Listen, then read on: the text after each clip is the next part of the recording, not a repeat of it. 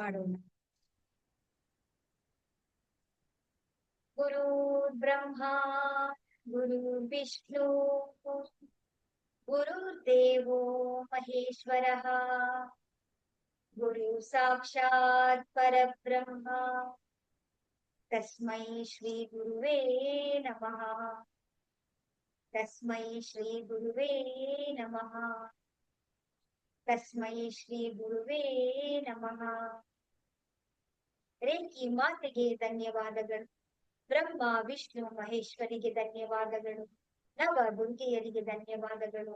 ನಮ್ಮ ನಿಮ್ಮೆಲ್ಲರ ತಂದೆ ತಾಯಿಯರಿಗೆ, ಪರಿವಾರದವರಿಗೆ, ಕುಲದೇವತೆ ಕುಲದೇವರುಗಳಿಗೆ ಧನ್ಯವಾದಗಳು. ಎಲ್ಲ ಗುರುಗಳಿಗೆ, ಸದ್ಗುರುಗಳಿಗೆ, ಋಷಿ ಮುನಿಗಳಿಗೆ, ಸಾಧು ಸಂತರಿಗೆ ಧನ್ಯವಾದಗಳು. ಬ್ರಹ್ಮಾಂಡದಲ್ಲಿರುವಂತಹ ದಿವ್ಯ ಶಕ್ತಿಗಳಿಗೆ ಹಾಗೂ ನಮ್ಮ ಜೊತೆಯಲ್ಲಿರುವಂತಹ ದಿವ್ಯ ಶಕ್ತಿಗಳಿಗೆ ಧನ್ಯವಾದಗಳು. ಅವರ ಆಶೀರ್ವಾದ, ಕರುಣೆ, ಕೃಪೆ ಸದಾ ಯಾವಾಗೂ ನಮ್ಮೆಲ್ಲರ ಜೊತೆ ಹೀಗೆ ಇರ್ಲಿ ಎಂದು ನಾವು ಪ್ರಾರ್ಥನೆಯನ್ನ ಮಾಡ್ಕೊಳ್ಳೋಣ.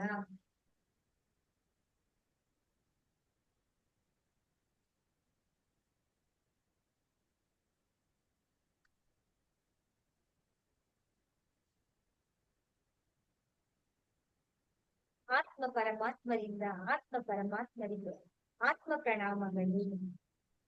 ಹರೇ ರಾಮ ಹರೇ ಕೃಷ್ಣ.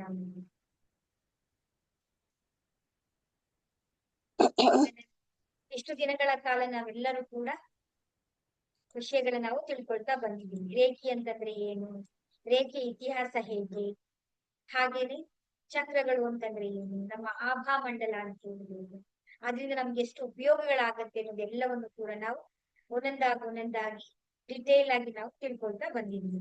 ಇದ್ರಲ್ಲಿ ಏನಾದ್ರು ಡೌಟ್ಸ್ ಗಳಿದೆಯಾ ಯಾರಿಗಾದ್ರೂ? ಕೆಲವರೆಲ್ಲ ಹೊಸಬ್ರು ಜಾಯಿನ್ ಆಗಿದ್ದೀರಾ, ಮಧ್ಯದಲ್ಲಿ ಜಾಯಿನ್ ಆಗ್ತಿದ್ದೀರಾ, ಒಳ್ಳೇದಾಗ್ಲಿ. ಸೊ ರೆಕಾರ್ಡಿಂಗ್ಸ್ ಎಲ್ಲವೂ ಕೂಡ ನಿಮ್ಗೆ ಗ್ರೂಪ್ ಅಲ್ಲಿ ಅವೈಲೇಬಲ್ ಇರುತ್ತೆ. ಅದನ್ನ ನೋಡ್ಕೊಂಡು ಮುಂದೆ ನೀವು ರೆಗ್ಯುಲರ್ ಆಗಿ ನೀವು ಅಟೆಂಡ್ ಮಾಡ್ತಾ ಬನ್ನಿ. ಮಧ್ಯದಲ್ಲಿ ನೀವು ಅಟೆಂಡ್ ಮಾಡ್ತು ಅಂತ ಹೇಳಿದ್ರೆ ಏನಾಗುತ್ತೆ, ವಿಷಯಗಳು ನಿಮ್ಗೆ ಕಂಟಿನ್ಯೂಟಿ ಬಂದಿರಲ್ಲ. ಮತ್ತೆ ಏನಾಗುತ್ತೆ ಅಂತ ಹೇಳಿದ್ರೆ ಗ್ಯಾಪ್ ಆಗೋ ಚಾನ್ಸಸ್ ಗಳಿರುತ್ತೆ. ಆಗ ಮತ್ತೆ ನೀವು ಕನೆಕ್ಷನ್ ನಿಮ್ಗೆ ಸಿಗದೆ ಇರೋ ರೀತಿ ಆಗುತ್ತೆ. ಸರಿ, ಒಳ್ಳೇದಾಗ್ಲಿ. ಸೊ ಈಗ ನಾವೇನ್ ಮಾಡಿದ್ವಿ ಅಂತ ಹೇಳಿದ್ರೆ, ನಮ್ಮ ಆಭಾ ಮಂಡಲವೇ ನಮ್ಮನ್ನ ರಕ್ಷಣೆ ಮಾಡುವಂತ ಒಂದು ಅದ್ಭುತವಾದಂತ ಪವರ್ ನಮ್ಮ ಜೊತೆಯಲ್ಲಿ ಇರುತ್ತೆ. ಆ ಒಂದು ಪವರ್ ಅನ್ನ, ಆ ಒಂದು ಶಕ್ತಿಯನ್ನ, ಆ ಚೈತನ್ಯವನ್ನ ನಾವು ಅದನ್ನ ಹಾಗೆ ಸುರಕ್ಷಿತವಾಗಿ ಇಟ್ಕೊಳ್ಬೇಕು, ಅಥವಾ ಅದರ ಎನರ್ಜಿಯನ್ನು ನಾವು ಇನ್ನೂ ಜಾಸ್ತಿ ಮಾಡ್ಕೊಳ್ಬೇಕು. ಯಾವ ರೀತಿ ನಾವು ಮಾಡ್ಕೊಳ್ಬೇಕು ಅಂತ ಹೇಳಿದ್ರೆ, ಮೊದಲನೇದಾಗಿ ಏನು ಅಂತ ಹೇಳಿದ್ರೆ ನಮ್ಮ ಆಹಾರ ಪದ್ಧತಿ. ಇವತ್ತಿನ ಕ್ಲಾಸ್ ಅಲ್ಲಿ ಪೂರ್ತಿ ನಿಮ್ಗೆ ಏನಿರುತ್ತೆ ಅಂತ ಹೇಳಿದ್ರೆ, ನಮ್ಮ ಆಭಾ ಮಂಡಲವನ್ನ ನಾವು, ನಮ್ಮ ಎನರ್ಜಿಯನ್ನ ನಾವು ರೈಸ್ ಮಾಡ್ಕೊಳ್ಳೋದಿಕ್ಕೆ, ಅದನ್ನ ಮೇಂಟೈನ್ ಮಾಡ್ಕೊಳ್ಳೋದಿಕ್ಕೆ ನಾವು ಏನೆಲ್ಲ ನಾವು ಮಾಡ್ಬೇಕು ಅನ್ನೋದು ನಿಮ್ಗೆ ಹೇಳ್ಕೊಳ್ತಾ ಬರ್ತೇನೆ ನಿಮ್ಗೆ. ಮೊದಲನೇದು ನಮ್ಮ ಆಹಾರ ಪದ್ಧತಿ. ಯಾಕೆ ಹೇಳಿ? ನಮ್ಮ ಅನ್ನದಂತೆ ನಮ್ಮ ಶರೀರ, ನಮ್ಮ ಶರೀರದಂತೆ ನಮ್ಮ ಮನ, ನಮ್ಮ ಮನಸ್ಸಿನಂತೆ ಪ್ರತಿಯೊಂದು ಕೂಡ ಘಟಿಸುತ್ತಾ ಹೋಗುತ್ತೆ. ಈಗ ನೀವೇ ನೋಡಿರ್ಬೋದು, ಚೆನ್ನಾಗಿ ನಾವು ಊಟವನ್ನ ಮಾಡಿ, ನಾವು ಧ್ಯಾನವನ್ನ ಮಾಡಿ, ಸೆಲ್ಫಿಂಗ್ ಅನ್ನ ಮಾಡಿ ಅದನ್ನ ಮಾಡ್ಕೊಳಕ್ಕಾಗತ್ತಾ? ನಮ್ಮ ಎನರ್ಜಿ ಏನಾಗಿರುತ್ತೆ ಹೇಳಿ? ಅದನ್ನೇ ಹೇಳೋದು, ನಮ್ಮ ಆಹಾರ ಪದ್ಧತಿಯಲ್ಲಿ ಏನಿರ್ಬೇಕು ಅಂದ್ರೆ ಸಾತ್ವಿಕ, ತಾಮಸಿಕ, ರಜಸ್ಗಳಿರುತ್ತೆ ನಮ್ಮಲ್ಲಿ.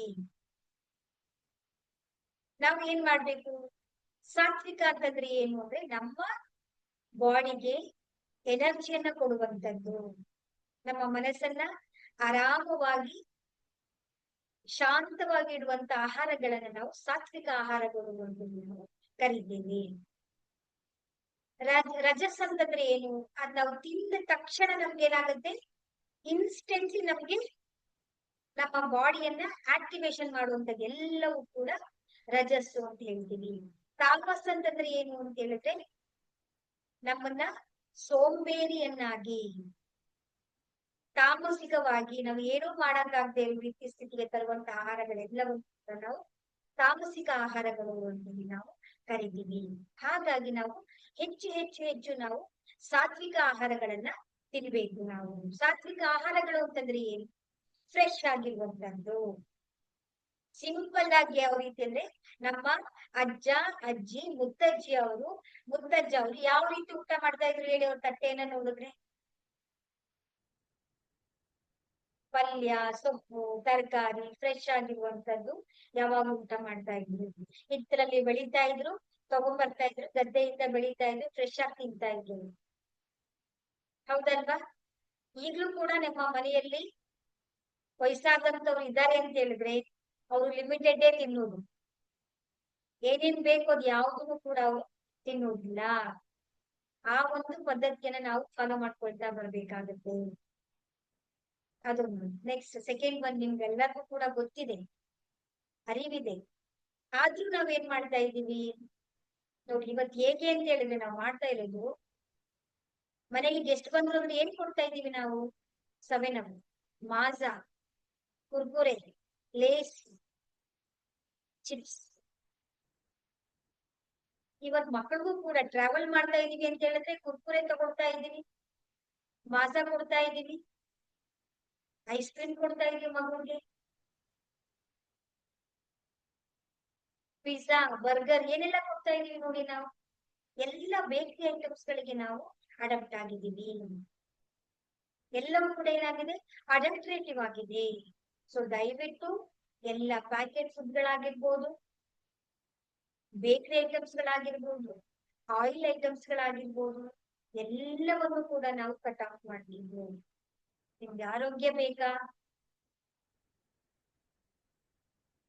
ನೀವೇನ್ ಅನ್ಕೊಳ್ತೀರ ಅದೆಲ್ಲ ಮ್ಯಾನಿಫೆಸ್ಟೇಷನ್ ಗಳಾಗ್ಬೇಕಾ? ನೀವ್ ಅನ್ಕೊಂಡಿರೋ ಗುರಿ, ನಿಮ್ಮ ವಿಷಸ್ಗಳೆಲ್ಲ ಈಡೇರ್ಬೇಕಾ? ನೀವು ತ್ಯಾಗ ಮಾಡ್ಲೇಬೇಕಾಗುತ್ತೆ.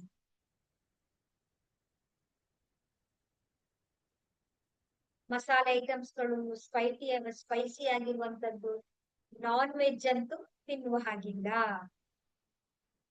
ಆಪ್ಷನ್ಸ್ ನಿಮಗೆ ಬಿಟ್ಟಿದ್ದು. ಸರಿ ಅಲ್ಲ? ಈಗ ನಾವು ಕಾಫಿ ಕಾಯಿಸ್ತೀವಿ, ಕಾಫಿ ಕುಡಿತೀವಿ ಅನ್ಕೊಂಡು, ಕಾಫಿ ಮಾಡಿ ಪ್ರಿಪೇರ್ ಮಾಡಿದಂತ ಪಾತ್ರೆನಲ್ಲಿ ಮತ್ತೊಂದ್ಸಲ ನಾವು ಕಾಫಿ ಮಾಡ್ತೀವಾ? ಇನ್ ಕೇಸ್ ನಾವ್ ಮಾಡಿದ್ರು ಅಂತ ಇಟ್ಕೊಳ್ಳಿ, ಅದನ್ನ ವಾಶ್ ಮಾಡೋದಕ್ಕೆ ಎಷ್ಟು ಕಷ್ಟ ಆಗುತ್ತೆ ನಮ್ಗೆ. ನಾವೆಲ್ಲರೂ ಕೂಡ ಇವತ್ತು ಮಂಗಳ ಗ್ರಹದಲ್ಲಿ ಏನಾಗ್ತಾ ಇದೆ, ಗ್ಯಾಲಕ್ಸಿನಲ್ಲಿ ಏನಾಗ್ತಾ ಇದೆ, ಟೆಕ್ನಾಲಜಿನಲ್ಲಿ ಏನಾಗ್ತಾ ಇದೆ ಅನ್ನೋ ಎಲ್ಲ ಟೆಕ್ನಾಲಜಿಗಳು ಗೊತ್ತಿದೆ ನಮ್ಗೆ. ಈ ಶರೀರದ ಮೆಕ್ಯಾನಿಸಮ್ ಯಾಕೆ ಅರ್ಥ ಮಾಡ್ಕೊಳ್ತಾ ಇಲ್ಲ ನಾವು? ಸಿಂಪಲ್ ಆಗಿ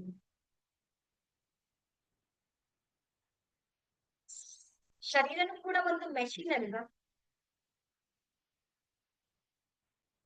ಊಟ ನಾವು ತಗೊಳುತ್ತೆ, ಡೈಜೆಷನ್ ಮಾಡುತ್ತೆ, ಎಲಿಮಿನೇಟ್ ಮಾಡುತ್ತೆ, ಬಾಡಿಗೆಲ್ಲ ಸರ್ಕ್ಯುಲೇಷನ್ ಮಾಡುತ್ತೆ, ಪ್ರೊಟೆಕ್ಷನ್ ಮಾಡುತ್ತೆ, ಗ್ರೋ ಮಾಡುತ್ತೆ.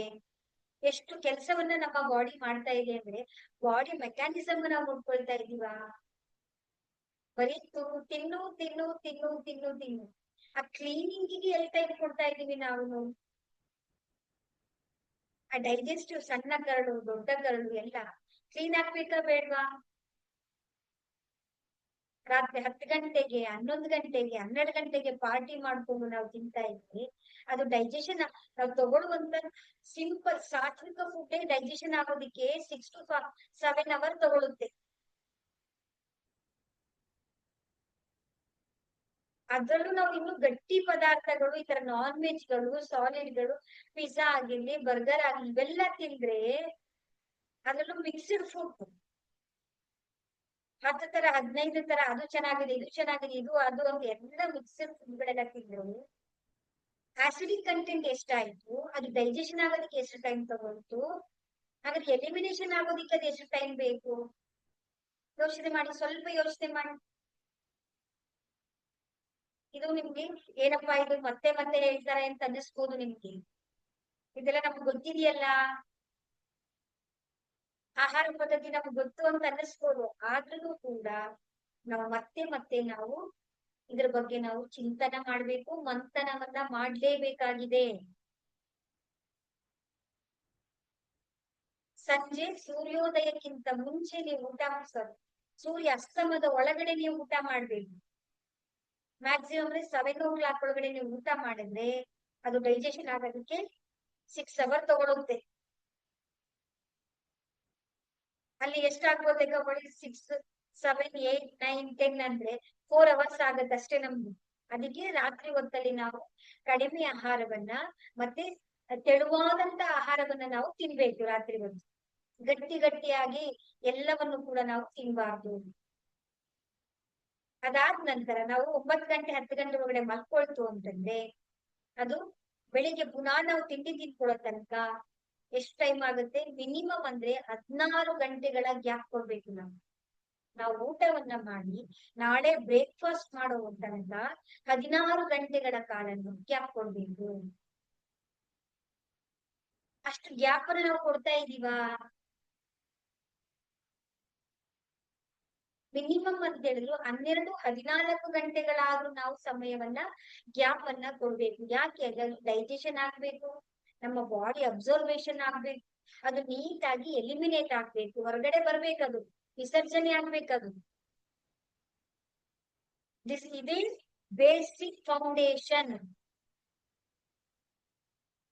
ನಿಮ್ಮ ಆಹಾರ ಸರಿಯಾಗಿತ್ತು ಅಂತ ಹೇಳಿದ್ರೆ ಇನ್ನು ಆಟೋಮ್ಯಾಟಿಕಲಿ ಎಲ್ಲ ಸಿಸ್ಟಮ್ಗಳು ಕೂಡ ತುಂಬಾ ಚೆನ್ನಾಗಾಗತ್ತೆ. ಸಕ್ಕರೆ ಆಗ್ಲಿ, ಮೈದಾ ಆಗ್ಲಿ, ಮತ್ತೆ ದಯವಿಟ್ಟು ಕಾಫಿ, ಹಾಲು, ಟೀ ಎಲ್ಲರೂ ಕೂಡ ಬಿಡ್ಬೇಕು.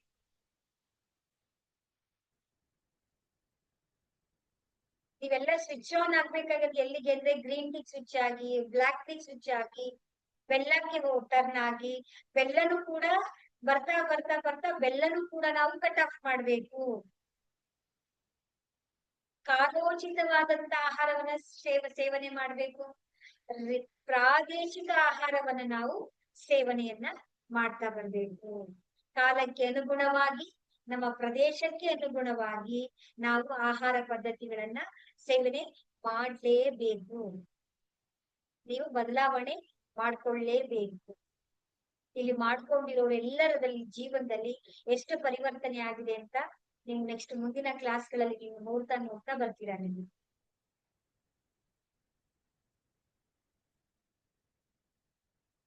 ಸಿಂಪಲ್ ಆಗಿ ನಾನು ನಿಮ್ಗೆ ನಮ್ಮ ಆಹಾರ ಪದ್ಧತಿಯನ್ನು ನಾವು ಹೇಗೆ ಇಟ್ಕೊಳ್ಬೇಕು ಅಂತ ಹೇಳ್ಕೊಟ್ಟಿದ್ದೀನಿ.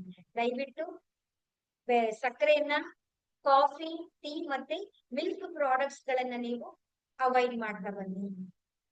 ಮಿಲ್ಕ್ ಬಗ್ಗೆ ನಾವು ಮಾತಾಡಿದ್ರೆ ಅದು ಎಷ್ಟು ಅಡಲ್ಟ್ರೇಟೆಡ್ ಆಗಿದೆ ಅಂತ ಹೇಳಿದ್ರೆ ರಿಸರ್ಚ್ ಎಲ್ಲಾನು ಕೂಡ ಮಾಡಿದ್ದಾರೆ ಅದ್ರ ಬಗ್ಗೆ. ನಾವು ತಗೊಳ್ತಾ ಇರುವಂತ ಆಯಿಲ್ ಬಗ್ಗೆನೂ ಕೂಡ ರಿಸರ್ಚ್ ಆಗಿದೆ. ಸೈಂಟಿಫಿಕಲಿ ಇವೆಲ್ಲವೂ ಕೂಡ ಪ್ರೂವನ್ ಆಗಿದೆ. ನೀವು ಗೂಗಲ್ ಅಲ್ಲಿ ಹೋಗಿ ಸರ್ಚ್ ಮಾಡಿದ್ರೆ ಎಲ್ಲ ಇನ್ಫಾರ್ಮೇಶನ್ ಫ್ರಾಕ್ಷನ್ ಆಫ್ ಸೆಕೆಂಡ್ ಅಲ್ಲಿ ನಿಮ್ ಕಣ್ ಮುಂದೆ ಬರುತ್ತೆ. ದಯವಿಟ್ಟು ಫ್ರೂಟ್ ಸಲಾಡ್ಗೆ, ವೆಜ್ ಸಲಾಡ್ಗೆ, ಹಸಿ ತರಕಾರಿಗಳಿಗೆ ಎಲ್ಲರೂ ಕೂಡ ಸೇವನೆ ಮಾಡುತ್ತ ರೆಡಿ ಮಾಡ್ಕೊಳ್ಳಿ. ಸೆಕೆಂಡ್ ಒನ್ ಯಾವುದು? ನಮ್ಮ ಮನೆಯಲ್ಲಿ ಏನಿರುತ್ತೆ ಹೇಳಿ? ಸಜೀವ ಥಿಂಗ್ಸ್ಗಳು ಇರ್ತೀವಿ ನಾವು, ನಿರ್ಜೀವ ಥಿಂಗ್ಸ್ಗಳು ಇರುತ್ತೆ. ನಮ್ಮ ಆಲೋಚನೆಗಳು, ನಮ್ಮ ಭಾವನೆಗಳು, ನಮ್ಮ ಎಮೋಷನ್ಸ್ಗಳು ಎಲ್ಲವೂ ಇದ್ದಾಗ ಅಲ್ಲಿ ಎನರ್ಜಿ ಏನಾಗ್ತಾ ಇರುತ್ತೆ ಹೇಳಿ? ಹೌದಲ್ವಾ? ವೇರಿಯೇಷನ್ ಆಗ್ತಾ ಇರುತ್ತೆ. ಅದಕ್ಕೆ ನಾವೇನ್ ಮಾಡ್ಬೇಕು ಅಂದ್ರೆ ಮನೆಯಲ್ಲಿ ನಾವು ಮೊದಲು ಸ್ವಚ್ಛವಾಗಿ ಇಟ್ಕೊಳ್ಬೇಕು. ನಾವು ಮುರಿದೋಗಿರುವಂತದ್ದು, ಹಳೆ ಬಟ್ಟೆಗಳು, ಹಳೆ ವಸ್ತುಗಳು ಯಾವುದನ್ನು ಕೂಡ ನೀವು ಮನೆಯಲ್ಲಿ ಇಟ್ಕೊಳ್ಬೇಡಿ. ಆದಷ್ಟು ಎಲ್ಲವನ್ನು ಕೂಡ ಸಮಯ ಸಿಕ್ಕಾಗೆ ಎಲ್ಲವನ್ನು ಕೂಡ ನೀವು ಕ್ಲೀನ್ ಮಾಡ್ತಾ ಬನ್ನಿ. ಯಾಕಂದ್ರೆ ಆ ಒಂದು ಜಾಲ ಮನೆಯೆಲ್ಲ ಕಟ್ಕೊಳ್ತು ಅಂದ್ರೆ ಅದು ನಕಾರಾತ್ಮಕ ಶಕ್ತಿಯನ್ನ ಅಬ್ಸರ್ವ್ ಮಾಡುತ್ತೆ. ನೀವು ಹಳೆ ಬಟ್ಟೆಗಳನ್ನು ಕೂಡ ಅಯ್ಯೋ ಇದು ನಾನ್ ಸಣ್ಣ ಆದಾಗ ಹಾಕೊಳ್ತೀನಿ, ದಪ್ಪ ಆದಾಗ ಹಾಕೊಳ್ತೀನಿ, ನಾಳೆ ಹಾಕೊಳ್ಳೋಣ, ನಾಳಿದ್ದು ನೆಕ್ಸ್ಟ್ ವರ್ಷ ಹಾಕೊಳ್ಳೋಣ ಅಂತ ಅದು ಹಾಗೇ ಇರುತ್ತೆ ವಿನಃ ಅದನ್ನ ಏನು ಮಾಡಲ್ಲ. ಅದೊಂದು ಕಡೆ ತೆಗೆದಿಟ್ಬಿಟ್ರೆ ಇನ್ ಯಾವಾಗ ನೋಡ್ತೀವೋ, ಯಾವಾಗ ಕ್ಲೀನ್ ಮಾಡ್ತೀವೋ ಅದನ್ನು ಕೂಡ ನಮ್ಗೆ ಗೊತ್ತಿಲ್ಲ. ಹಾಗಾಗಿ ಎಲ್ಲ ಪದಾರ್ಥಗಳೆಲ್ಲವನ್ನು, ವಸ್ತುಗಳೆಲ್ಲವನ್ನು ಕೂಡ ನಿಮ್ಗೆ ಎಷ್ಟು ಅವಶ್ಯಕತೆ ಇದೆಯೋ ಅಷ್ಟನ್ನು ಮಾತ್ರ ಇಟ್ಕೊಂಡು ಮನೆಯನ್ನ ಎನರ್ಜೆಟಿಕ್ ಆಗಿ ಇಟ್ಕೊಳ್ಳಿ. ಮತ್ತೆ ಬಟ್ಟೆಗಳನ್ನು ಕೂಡ ಅಷ್ಟೇ ನೀವೇನ್ ಮಾಡಿ ಅಂದ್ರೆ, ಈಗ ನಾವು ಪಾರ್ಟಿಗೆ ಹೋಗ್ತೀವಿ, ಫಂಕ್ಷನ್ಗೆ ಹೋಗ್ತೀವಿ, ರೇಷ್ಮೆ ಸೀರೆ, ರೇಷ್ಮೆ ಬಟ್ಟೆಗಳೆಲ್ಲ ಏನಾಗುತ್ತೆ ಅಂದ್ರೆ ಅದು ವಾಶ್ ಮಾಡೋಂಗಿಲ್ಲ ಅಂತ ಹೇಳಿ ಪಾರ್ಟಿಗೆ ಹೋಗಿ ಹಾಕೊಳ್ತೀವಿ. ಅದ್ ತಗೊಂಡ್ ಬಂದು ಹಾಗೆ ವಾಶ್ ಮಾಡಲ್ಲ,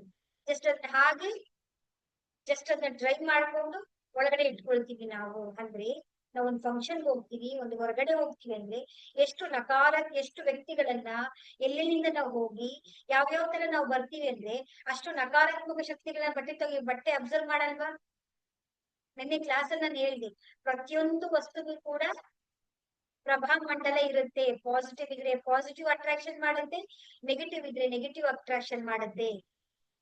ಸೊ ಹಾಗಾಗಿ ಆ ಬಟ್ಟೆಗಳೆಲ್ಲನೂ ಕೂಡ ನೀವೇನ್ ಮಾಡಿ ಅಂತ ಹೇಳಿದ್ರೆ, ಅಂದ್ರೆ ಸಮಯ ಬಂದ ಹಾಗೆ ನೋಡ್ಕೊಂಡು ಉಪ್ಪು ನೀರಲ್ಲಿ ಒಂದು ಚಿಟಿಕೆ ಉಪ್ಪನ್ನ ಹಾಕಿ ಅದನ್ನ ನೀರಿನಲ್ಲಿ ಜಸ್ಟ್ ಡಿಪ್ ಮಾಡಿ ಅದನ್ನ ಒಣಗಿಸಿ ಆಮೇಲೆ ಫೋಲ್ಡ್ ಮಾಡಿ ನಿಮ್ಮ ಬೀರು ಒಳಗಡೆ ಇಟ್ಕೊಳ್ಳಿ. ಡೈರೆಕ್ಟ್ ಆಗಿ ನಕಾರಾತ್ಮಕ ಶಕ್ತಿಗಳನ್ನ ತಂದು ನಿಮ್ಮ ಬೀರು ಒಳಗಡೆ ನಾವು ಇಟ್ಕೊಳ್ತಾ ಇದ್ದೀವಿ. ಅದು ಪ್ಯಾಚಸ್ ಆಗುತ್ತಾ, ಬಣ್ಣ ಹೋಗುತ್ತಾ ನೋಡ್ಕೊಂಡು ಅದನ್ನ ನೀವು ಅಡ್ಜಸ್ಟ್ ಮಾಡ್ಕೊಂಡು ಅದನ್ನ ವಾಶ್ ಮಾಡಿ ನೀರಲ್ಲಾದ್ರೂ ಕೂಡ ಅದನ್ನ ಅದ್ದಿ ಅದನ್ನ ನೀವು ಒಣಗಿಸಿ ಮನೆ ಒಳಗಡೆ ತಗೊಂಡ್ಬರ್ಬೇಕು. ಮತ್ತೆ ಮನೆಯನ್ನ ಒರೆಸ್ಬೇಕಾದ್ರೆ ಒಂದು ಚಿಟಿಕೆ ಕಲ್ಲುಪ್ಪನ್ನ ಹಾಕಿ ಮನೆಯನ್ನ ಕ್ಲೀನ್ ಮಾಡ್ತಾ ಬನ್ನಿ. ಸಮುದ್ರದ ಉಪ್ಪಿಗೆ ಅಷ್ಟೊಂದು ಅದ್ಭುತವಾದಂತ ಶಕ್ತಿ ಇದೆ.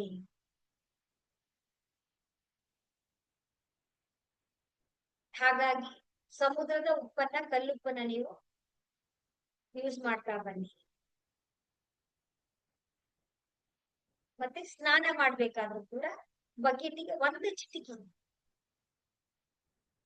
ಕಲ್ಲುಪ್ಪನ್ನ ಹಾಕಿ ಈ ಕೆಳಗಡೆ ಕತ್ತಿನಿಂದ ಕೆಳಗಡೆಗೆ ಮಾಡಿ. ತಲೆಗೆ ನೀವು ಸಾಲ್ಟ್ ನೀರನ್ನ ಹಾಕಬಾರ್ದು. ಸೊ ಅದಕ್ಕೆ ಹಾಕಿಲ್ಲ ಅಂದ್ರೆ ಏನ್ ತೊಂದರೆ ಏನಿಲ್ಲ.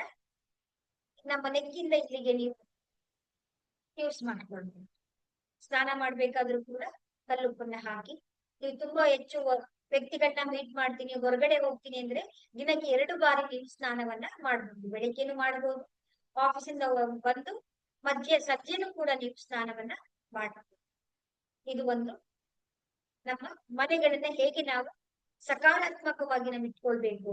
ಮತ್ತೆ ಆದಷ್ಟು ಮೌನ ಪಾಲನೆಯಿಂದ ತುಂಬಾ ಮಾತಾಡ್ತಾ ಇದೀವಿ ನಾವು. ಎಲ್ಲಿ ನೋಡಿದ್ರು ಮಾತು ಮಾತು ಮಾತು ಮಾತು. ನಮ್ಮ ಮನ್ಸು ಮಾತಾಡ್ತಾ ಇರುತ್ತೆ, ನಮ್ಮ ಬ್ರೈನು ಮಾತಾಡ್ತಿರುತ್ತೆ, ನಮ್ಮ ಒಳಗಡೆನೂ ಮಾತಾಡ್ತಾ ಇರ್ತೀವಿ, ಹೊರಗಡೆನೂ ಮಾತಾಡ್ತಾ ಇರ್ತೀವಿ. ಹೌದಲ್ವಾ? ಆ ಗಂದಲದ ಒಳಗೆ ಈ ಒಂದು ಗಲಾಟಿನಲ್ಲಿ ನಾನ್ ಯಾರು, ನನ್ನ ಒಳಗಡೆ ಏನಿದೆ, ನನಗೇನು ಬೇಕು,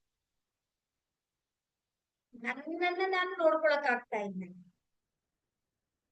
ಹಾಗಾಗಿ ಆದಷ್ಟು ಎಷ್ಟು ಮೌನವನ್ನ ಪಾಲನೆ ಮಾಡಕ್ಕಾಗುತ್ತೋ ಅಷ್ಟು ಮೌನವನ್ನ ಮಾಡಿ. ಅದಕ್ಕೆ ನಮ್ಮ ಹಿರಿಯರು ಮೌನ ವ್ರತವನ್ನ ಮಾಡ್ತಾ ಇದ್ರು, ಉಪವಾಸವನ್ನ ಮಾಡ್ತಾ ಇದ್ರು.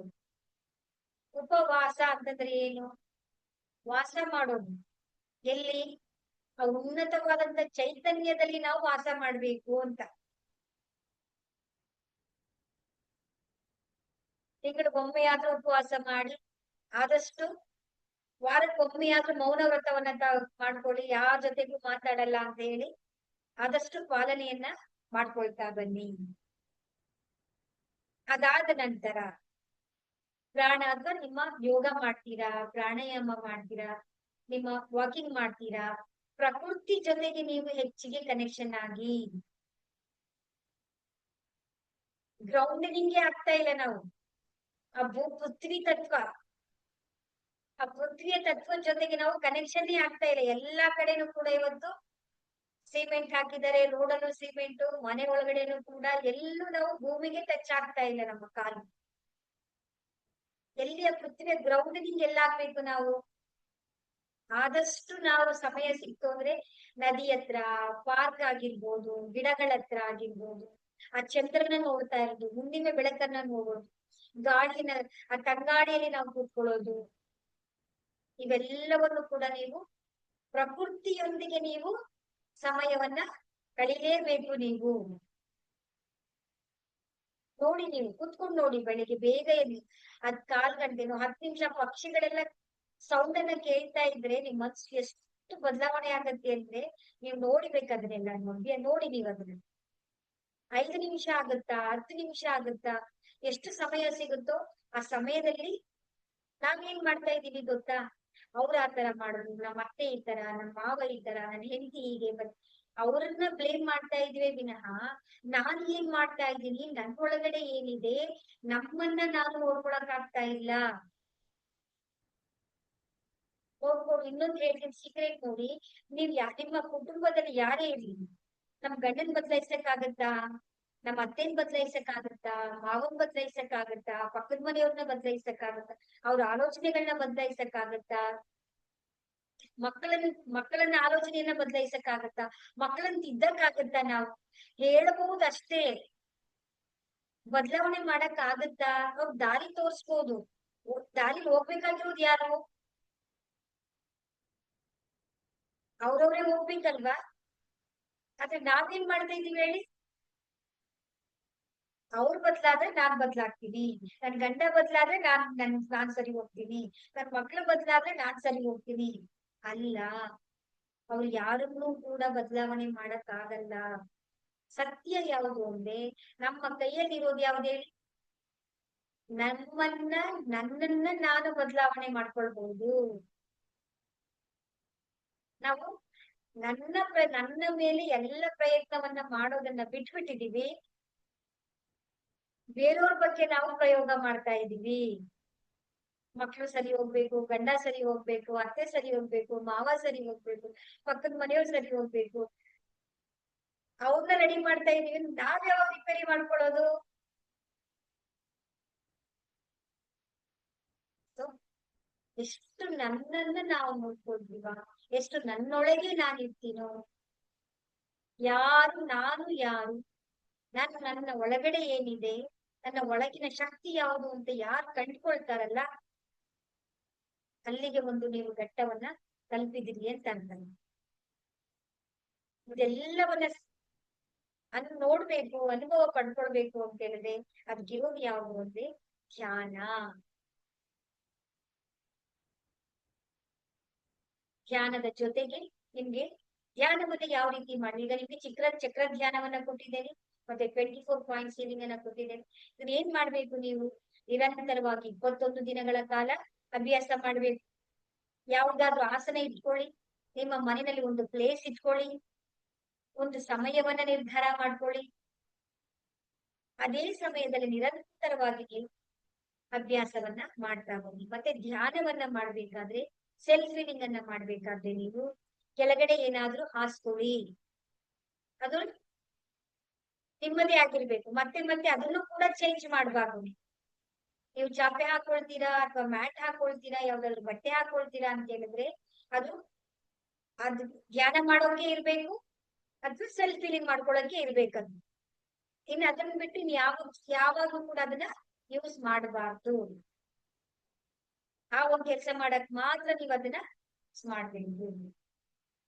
ಇದು ಧ್ಯಾನ ಮಾಡುವಂತ ಒಂದು ನಿಯಮ ಪದ್ಧತಿಯನ್ನ ನೀವು ಅಭ್ಯಾಸ ಮಾಡ್ಕೊಂಡು. ನೆಕ್ಸ್ಟ್ ಒನ್ ಯಾವುದು ಅಂತ ಹೇಳಿದ್ರೆ, ನಮ್ಮ 3ನೇ ಚಕ್ರವನ್ನ ನಾವು ಆಕ್ಟಿವೇಶನ್ ಮಾಡ್ಕೊಳ್ಬೇಕು. ನಮ್ಮ 3ನೇ ಕಣ್ಣು ಶಿವ ಪರಮಾತ್ಮನಿಗೆ ಮಾತ್ರ ಅಲ್ಲ ಇರೋದು, ನಮ್ಮೆಲ್ಲರೂ ಕೂಡ ಅದು ಇದೆ. 3ನೇ ಕಣ್ಣು, 3ನೇ ಕಣ್ಣನ್ನ ದಿವ್ಯ ಕಣ್ಣು ಅಂತ ಹೇಳ್ತಾರೆ. ಅದಕ್ಕೆ ಪಾಸ್ಟ್ ಗೊತ್ತಾಗುತ್ತೆ, ಫ್ಯೂಚರ್ ಗೊತ್ತಾಗುತ್ತೆ, ಪ್ರೆಸೆಂಟ್ ಎಲ್ಲವೂ ಕೂಡ ಅರಿವಿಗೆ ಬರುತ್ತೆ. ಅದ್ಭುತವಾದಂತ ಶಕ್ತಿ ಉಳ್ಳಂತ ನಮ್ಮ ಈ 3ನೇ ಕಣ್ಣನ್ನ ನಾವು ಆಕ್ಟಿವೇಟ್ ಇದೆ, ಅದ್ರ ಶಕ್ತಿಯನ್ನ ನಾವು ಜಾಸ್ತಿ ಮಾಡ್ಕೊಳ್ತಾ ಬರ್ತೀವಿ. ಅದ್ ಮಾಡ್ಕೊಳ್ಳೋದಿಕ್ಕೆ ನಾವೇನ್ ಮಾಡ್ಬೇಕು ಅಂತ ಹೇಳಿದ್ರೆ, ಜ್ಯೋತಿಯನ್ನ ನಾವು ಒಂದು ತ್ರಾಟಕ ಕ್ರಿಯಾ ಅಂತ ಹೇಳಿ ಕರೀತಾರೆ. ಅಂದ್ರೆ ನಮ್ಮ ಕಣ್ಣಿನ ಲೆವೆಲ್ಗೆ ನಾವು ಜ್ಯೋತಿಯನ್ನ ಇಟ್ಕೊಳ್ಬೇಕು. ಅದಕ್ಕೆ ನಾವು ಪ್ರತಿದಿನ ಮನೆಯಲ್ಲಿ ದೀಪ ಹಚ್ತಾ ಇರ್ತೀವಿ, ಅಥವಾ ನಿಮ್ಗೆ ಜ್ಯೋತಿ ಹಚ್ಚಕ್ಕಾಗಲ್ಲ ಒಂದು ಕ್ಯಾಂಡಲ್ ಅನ್ನ ಇಟ್ಕೊಳ್ಳಿ. ನಿಮ್ಮ ಕಣ್ಣಿನ ನೇರವಾಗಿ ಇಟ್ಕೊಂಡು ಸ್ಟಾರ್ಟ್ ಮಾಡಿ. ಅಂದ್ರೆ ದೃಷ್ಟಿಯನ್ನ ಇಟ್ಟು ಕಣ್ಣನ್ನ ಅಲುಗಾಡಿಸದೆ ನಿಮ್ಗೆ ಎಷ್ಟು ಪಾಸಿಬಿಲಿಟೀಸ್ ಆಗುತ್ತೋ, 1 ನಿಮಿಷ ಆಗುತ್ತೋ, 2 ನಿಮಿಷ ಆಗುತ್ತೋ, ಅರ್ಧ ನಿಮಿಷ ಆಗುತ್ತೋ, ಸ್ಟಾರ್ಟ್ ಮಾಡಿ. ಅದ್ರ ಸಮಯ ಅರ್ಧ ನಿಮಿಷ, 1 ನಿಮಿಷದಿಂದ ಅರ್ಧ ಗಂಟೆವರೆಗೆ ನಾವು ಅದನ್ನ ಹಾಗೆ ದಿಟ್ಟಿಸಿ ನೋಡುವಂತ ಕೆಪಾಸಿಟಿ ನಮ್ಗೆ ಬರ್ಬೇಕು. ಒಂದೇ ದಿನದಲ್ಲಿ ರೈಸ್ ಮಾಡ್ಕೊಳಕ್ ಹೋಗ್ಬೇಡಿ. ಒಂದೇ ದಿನ ಅರ್ಧ ಗಂಟೆ ನೋಡ್ತೀನಿ ಅಂತ ಹೇಳಿ ಪ್ರಯತ್ನ ಮಾಡ್ಬೇಡಿ. ನಿಧಾನವಾಗಿ ಅದು ತನ್ನ ಬಾಡಿಗೆ ತಾನೇ ಅದು ಆಕ್ಟಿವೇಶನ್ ಆಗ್ಬೇಕು. ನಾವು ಬಲವಂತವಾಗಿ ನಾವು ಅದನ್ನ ಆಕ್ಟಿವೇಶನ್ ಮಾಡ್ಕೊಳ್ಬಾರ್ದು.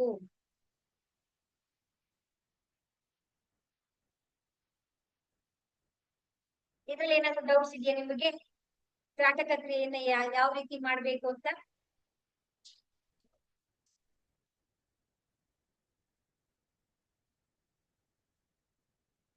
ಯಾರಿಗಾದ್ರೂ ಡೌಟ್ಸ್ ಇದೆಯಾ? ಸರಿ, ಓಕೆ. ನಿಮ್ಮ ಕಣ್ಣಿನ ನೇರಕ್ಕೆ ಇಟ್ಕೊಂಡು ಆ ಜ್ಯೋತಿಯನ್ನ ನೀವು ನಿಧಾನವಾಗಿ ನೋಡ್ತಾ ಬನ್ನಿ. ಕಣ್ಣಲ್ಲಿ ನೀರು ಬರುತ್ತೆ ಕೆಲವೊಮ್ಮೆ, ಕಣ್ಣು ಸ್ವಲ್ಪ ಕಷ್ಟ ಅನ್ಸುತ್ತೆ, ಆದ್ರೂ ಕೂಡ ನಿಮ್ ಕೈಲಿ ಎಷ್ಟು ಸಾಧ್ಯ ಆಗುತ್ತೆ ಅದನ್ನ ಅಭ್ಯಾಸವನ್ನ ನೀವು ಮಾಡ್ಕೊಳ್ತಾ ಬರ್ಬೇಕು. ಬೇಸಿಕ್ ಆಗಿ ಸರಳವಾಗಿ ಇದನ್ನ ಪ್ರಾಕ್ಟೀಸ್ ಅನ್ನ ಮಾಡ್ಕೊಳ್ತಾ ಬನ್ನಿ. ಮತ್ತೆ ಇನ್ನೊಂದು, ನಾವಿವಾಗ ಗ್ಯಾಪ್ ಆಗ್ಬಿಡುತ್ತೆ, 21 ದಿನ ಕಂಟಿನ್ಯೂಷನ್ ಮಾಡಕ್ಕಾಗಲ್ಲ. ಈಗ ಹೆಣ್ಣು ಮಕ್ಕಳಿಗೆಲ್ಲ ಮೆನ್ಸ್ಟ್ರುವಲ್ ಸೈಕಲ್ ಇರುತ್ತೆ ಅವ್ರಿಗೆ. ಆ ಸಮಯದಲ್ಲಿ ನಾವು ಧ್ಯಾನ ಮಾಡ್ಬೋದಾ? ಖಂಡಿತವಾಗ್ಲೂ ಮಾಡಬಹುದು. ಸಮಯ ನಿಮಗೆ ಅನುಕೂಲವಾದಂತ ಸಮಯದಲ್ಲಿ ಮಾಡ್ತಾ ಬನ್ನಿ. ಒಂದು ಸಮಯವನ್ನ ಫಿಕ್ಸ್ ಮಾಡ್ಕೊಳ್ಳಿ. ಬ್ರಹ್ಮ ಮುಹೂರ್ತದಲ್ಲೇ ಮಾಡ್ಬೇಕಾ? ಮಾಡಿದ್ರೆ that is the best time. ಅದು ಸಮಯ ನಮ್ಗೆ ಆಗ್ತಾ ಇಲ್ಲ, ಸ್ವಲ್ಪ ನಮ್ಗೆ ಬ್ಯಾಲೆನ್ಸ್ ಮಾಡ್ಕೊಳ್ಬೇಕು. ನಿಮಗೆ ಯಾವ ಸಮಯ ಸಿಗುತ್ತೋ ಆ ಸಮಯದಲ್ಲಿ ನೀವು ಸ್ಟಾರ್ಟ್ ಮಾಡಿ. ಈಗ ನೋಡಿ, ನಾವು ಹೇಳ್ತೀವಿ ಅಲ್ವಾ, ಕ್ಲೀನಿಂಗ್ ಮಾಡ್ಬೇಕು, ಶುದ್ಧಿಯಾಗಿರ್ಬೇಕು ಅಂತ ನಾವು ಹೆಚ್ಚು ದೇಹ ಶುದ್ಧಿಗೆ ನಾವು ಹೆಚ್ಚು ಇಂಪಾರ್ಟೆನ್ಸ್ ಅನ್ನ ನಾವು ಕೊಡ್ತೀವಿ. ಆ ಪವಿತ್ರತೆ ಅನ್ನೋದು ಎಷ್ಟಿರ್ಬೇಕು, ಅದಕ್ಕೆ ನಾವು ಅಂಟ್ಕೊಳ್ಳೋದಲ್ಲ. ಎಷ್ಟು ಮಾಡ್ಬೇಕು ಅಷ್ಟನ್ನ ಮಾಡ್ಬೇಕು. ನಾವು ಅತಿಯಾಗಿ ಮಾಡ್ಬಾರ್ದು. ಯಾಕೆ ಅಂತ ಹೇಳ್ತೀವಿ, ಈಗ ನಮ್ಮ ಆತ್ಮ ಇದೆಯಲ್ಲ, ಆತ್ಮವನ್ನ ನೀವು ನೀರಿಂದ ತೊಳೆಯಕ್ಕಾಗತ್ತಾ? ಬೆಂಕಿಯಿಂದ ಸುಡಕ್ಕಾಗತ್ತ? ಅದನ್ನ ಗಾಳಿಯಿಂದ ತೊಳೆಯಕ್ಕಾಗತ್ತ? ಅದನ್ನ ಏನ್ ಅದ್ರ ಕಟ್ ಮಾಡಕ್ಕಾಗತ್ತ? ನಾವ್ ಅದನ್ನ ನೋಡು, ಆತ್ಮಕ್ಕೆ ಯಾವಾಗ್ಲೂ ಶುದ್ಧಿಯಾಗಿರಬಹುದು, ನಿರಂತರವಾಗಿರುತ್ತೆ. ಆದ್ರೆ ಪರಮಾತ್ಮನಿಗೆ ನಾವು ಅರ್ಪಿಸ್ಬೇಕಾಗಿರೋದು ಯಾವ್ದು ಗೊತ್ತಾ? ಈಗ ನೀವೇ ನೋಡಿ, ನೀರು ಶುದ್ಧಿ ಇದೆ ಅಂತ ಅನ್ಕೊಳ್ತೀವಿ. ನೀರು ಶುದ್ಧಿ ಆಗಿದೆಯಾ? ಆ ನೀರಿನಲ್ಲಿ ಹೋಗಿ, ನೀರಿನಲ್ಲಿ ಎಲ್ಲಾ ಪ್ರಾಣಿಗಳು ವಾಸವಾಗಿರುತ್ತಲ್ಲ, ನೀರು ಶುದ್ಧ ಆಗಿದೆಯಾ? ಅಲ್ಲ ನಾವು ಅಲ್ವಾ? ಈಗ ನಾವು ಹೂವು ಶುದ್ಧ ಅಂತ ಹೇಳ್ತೀವಿ. ಜೇನು ಹುಳ ಆಗಿರ್ಬೋದು, ದುಂಬಿ ಆಗಿರ್ಬೋದು, ಚಿಟ್ಟೆಗಳಾಗಿರ್ಬೋದು, ಬಂದು ಆ ಮಕರಂದವನ್ನ ಹೀರ್ಕೊಂಡು ಅದು ಎಂಜಲ್ ಮಾಡ್ತಲ್ಲ, ಹೂವು ಶುದ್ಧಿ ಆಗಿದೆಯಾ? ಹಾಗಾದ್ರೆ ಆ ಪರಮಾತ್ಮನಿಗೆ ಶುದ್ಧವಾಗಿರೋದು ಯಾವುದು ಗೊತ್ತಾ? ನಮ್ಮ ಭಾವನೆ, ನಮ್ಮ ಸಮರ್ಪಣೆ ಮಾತ್ರ. ಆ ಪರಮಾತ್ಮನಿಗೆ ಆ ಪವಿತ್ರತೆ, ಆ ಚೈತನ್ಯ ಜೊತೆಗೆ ನಾವು ಕನೆಕ್ಷನ್ ಆಗ್ಬೇಕು ಅಂತ ಹೇಳಿದ್ರೆ, ಅದನ್ನೇ ಹೇಳುದು, ನಮ್ಮ ಒಳಗಡೆ ಏನಿದೆ ಅನ್ನೋದು ವೆರಿ ಇಂಪಾರ್ಟೆನ್ಸ್, ಆಡಂಬರ ಅಲ್ಲ. ಪೂಜೆ ಮಾಡ್ತಾ ಇರ್ತೀವಿ, ಬೈತಾ ಇರ್ತೀವಿ, ಪೂಜೆ ಮಾಡ್ತಾ ಇರ್ತೀವಿ, ಕೋಪ ಮಾಡ್ಕೊಳ್ತಾ ಇರ್ತೀವಿ, ಹೌದಲ್ವಾ? ಮನಸ್ಸು ಪವಿತ್ರವಾಗಿರ್ಬೇಕು, ನಮ್ಮ ಆತ್ಮ ಶುದ್ಧಿಯಾಗಿರ್ಬೇಕು. ಸೊ ಹಾಗ ನಾವ್ ಏನ್ ಮಾಡಿದ್ರು ಕೂಡ ಆ ಪರಮ ಚೈತನ್ಯಕ್ಕೆ ತಲುಪುತ್ತೆ.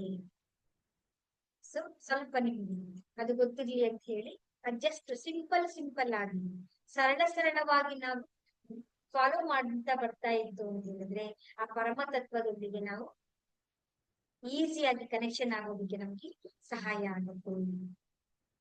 ಇವತ್ತಿಗೆ ಇಷ್ಟು ಬೇಸಿಕ್ ಥಿಂಗ್ಸ್ ಗಳನ್ನ ನಾವು ಫಾಲೋ ಮಾಡ್ಲೇಬೇಕು, ಮಾಡ್ಕೊಳ್ತಾನೆ ಬರ್ತಾನೆ ಇರ್ಬೇಕಾಗತ್ತೆ. ನಾವು ಒಳ್ಳೇದಾಗ್ಲಿ. ಸೊ ಎಲ್ಲರಿಗೂ ಕೂಡ